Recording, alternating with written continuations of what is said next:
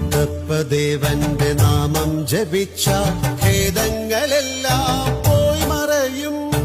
ഉള്ളു തുറന്നു വിളിച്ചാലെന്നും മുന്നിലണഞ്ഞു കൃപ ചൊരിയും. മുന്നിലണഞ്ഞു കൃപ ചൊരിയും. മുത്തപ്പദേവന്റെ നാമം ജപിച്ച ഖേദങ്ങളെല്ലാം